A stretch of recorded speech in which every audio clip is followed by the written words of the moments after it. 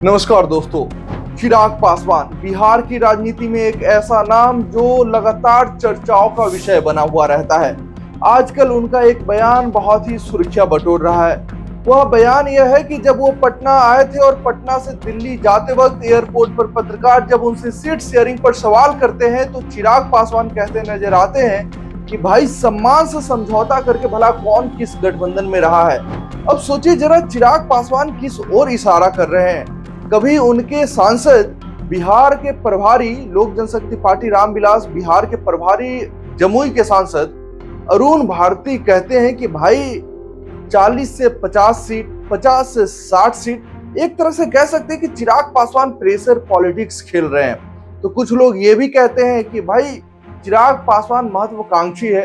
जब चिराग पासवान से यह सवाल किया जाता है कि भाई आपको तो महत्वाकांक्षी बताया जाता है, तो चिराग पासवान कहते हैं कि हर लोगों को होना चाहिए महत्वाकांक्षी और मैं हूं महत्वाकांक्षी। तो उसके बाद जब उनका यह बयान सामने आता है कि भाई सम्मान से समझौता करके भला कौन किस गठबंधन में रहा है, तो सोचिए जरा चिराग पासवान का क्या कुछ मंशा है।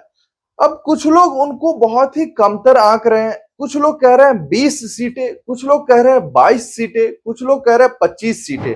अब देखिए एक सांसद पर लगभग 6 सीटें माना जाता है, एक लोकसभा सांसद पर 6 विधानसभा सीट माना जाता है। उस हिसाब से इनके पास 5 सांसद है, वीणा देवी, सांभवी चौधरी, राजेश वर्मा, अरुण भारती और खुद चिराग पासवान।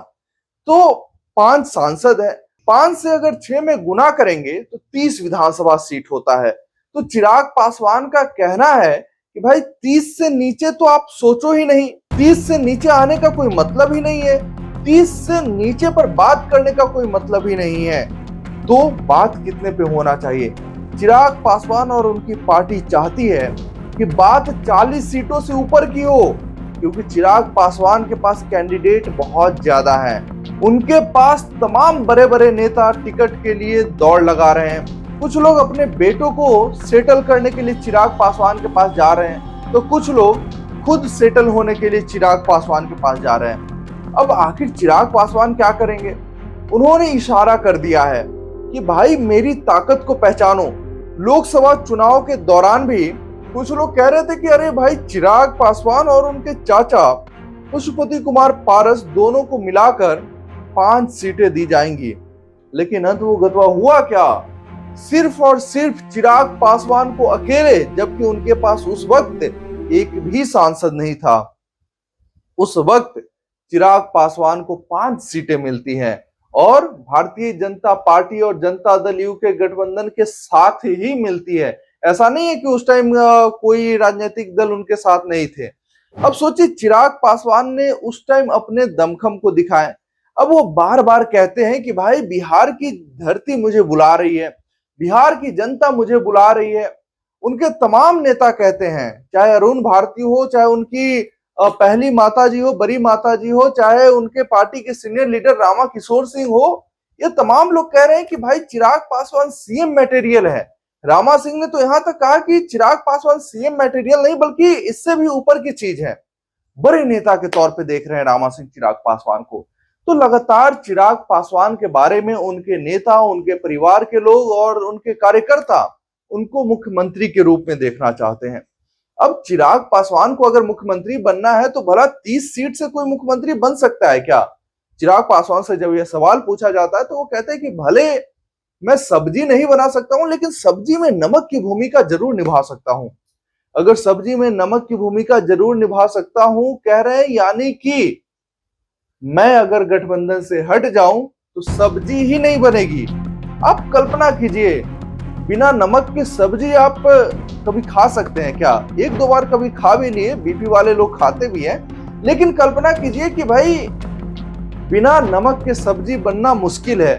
तो चिराग पासवान वही कह रहे हैं कि भाई मैं गठबंधन में सब्जी नहीं बना सकता हूं तो एटलीस्ट नमक की भूमिका तो निभा रहा हूं। उसके बाद चिराग पासवान कहते हैं कि भाई दशहरा का दिन शुरू हुआ है, नवरात्रि का दिन शुरू हुआ है, अब शुभ दिनों की शुरुआत हुई है। मेरे ख्याल से सीट शेयरिंग को लेकर बैठकों का दौर अब शुरू होना चाहिए और जल्द ही नोटिफिकेशन जारी होंगे। तो अब चिराग पासवान को कुछ लोग 20 सीटों में आंक रहे हैं, कुछ लोग 30 सीटों में आंक रहे हैं, कुछ लोग तो कह रहे हैं कि भाई 40 सीटें भी दी जा सकती है। तो कुछ लोग, उनके ही कार्यकर्ता, उनके ही पार्टी के लोग कह रहे हैं कि भाई 50 से ज्यादा सीटें मिलेंगी। तो भाई जनता से ज्यादा होशियार कोई नहीं है आज के समय में। तो मैं इस सवाल का जवाब जनता के ऊपर छोड़कर जाता हूं कि चिराग पासवान को एनडीए गठबंधन में कुल कितने सीट मिलेंगे चिराग पासवान को, ये आप ही बताएं। और इन तमाम मुद्दों पे आप क्या कुछ सोचते हैं, कमेंट में अपनी प्रतिक्रिया जरूर रखें। बहुत बहुत धन्यवाद आपका।